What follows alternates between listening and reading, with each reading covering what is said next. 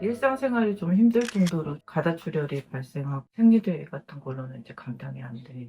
큰 병원들을 다녔을 때는 자궁을 드러내자고 아는 지인이 얘기를 해줘서 판사 쪽에 가서 검사를 받았었는데 저 같은 케이스는 하이프 시술이 좀 어렵다고 이수에는 산부인과를 갔었는데 거기서 이제 원장님을 소개해 주셔가지고 그러니까 점막하 근종처럼 꼭이 자궁 안쪽에 있는 그런 병변이 수술보다는 하이프가 굉장히 좋거든요. 퇴원하고 바로 다음날 가서 일을 했거든요.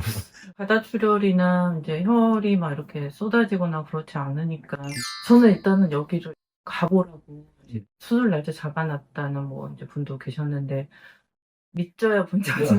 일단 한번 좀 가서 검사를 해봐라.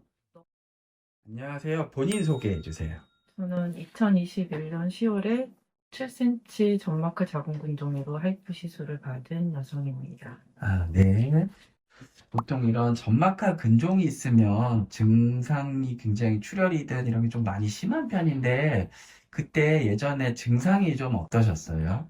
저는 일상생활이 좀 힘들 정도로 가다출혈이 발생하거나 이제 그 덩어리 혈이 나와서 음, 출혈이 너무 많고 음, 이제 혈이 계속 쏟아지니까 생리대 같은 걸로는 이제 감당이 안 돼. 음, 일상생활이 불편할 수밖에 없었거든요. 음. 그러면은 그 점막하 근종으로 다른 병원에서 어떤 치료를 받거나 어떤 치료를 해라 이렇게 얘기를 들으신 거는? 음, 일단은 큰 병원들을 다녔을 때는 그 상황을 지켜보다가 이제 크기가 점점 이제 커져서 이제 자궁을 드러내자고 이제 그렇게 하셔서 음, 음.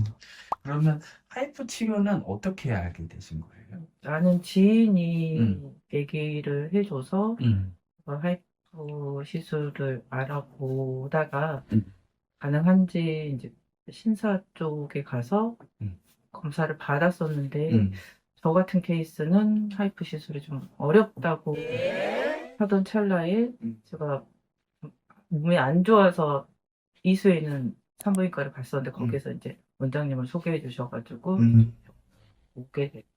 음. 그러면 보통은 우리가 점막하 근종처럼 꼭이 자궁 안쪽에 있는 그런 병변이 수술보다는 하이프가 굉장히 좋거든요. 그런데 왜 그거가 어렵다라고 얘기하셨을지 약간 조금 의아하기는 하네요.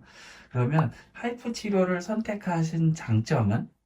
저는 일단은 계속 일을 해야 되는 상황이었었는데 이제 자궁을 드러내게 되면 거의 3주 정도를 뭐 음, 입원하고 일상생활이 좀 힘든 상황이었어서 음, 저는 하이프를 된다고 하면 무조건 선택을 할 수밖에 없는 입장이었었거든요. 음. 그러면 하이프 하기 전에 좀 궁금증이나 걱정 같은 게 있으셨다면?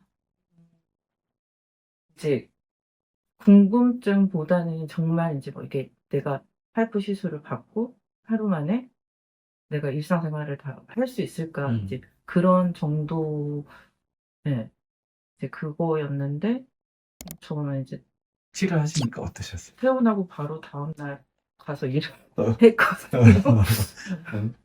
네.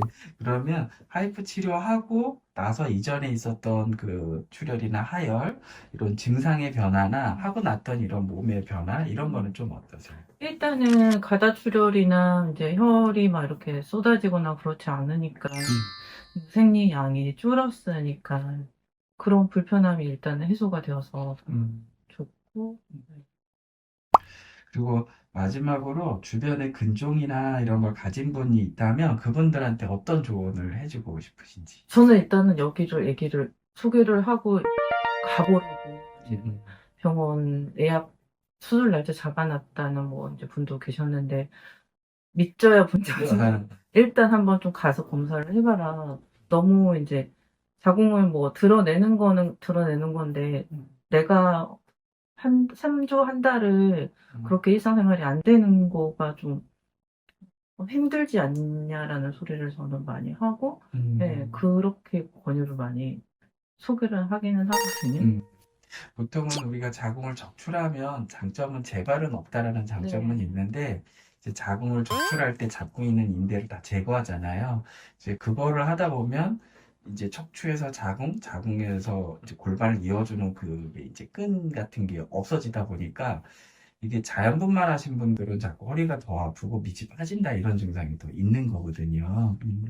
어쨌든 좋은 인터뷰 감사드리고요. 건강하게 다음 일에 또 뵙겠습니다. 네, 감사합니다.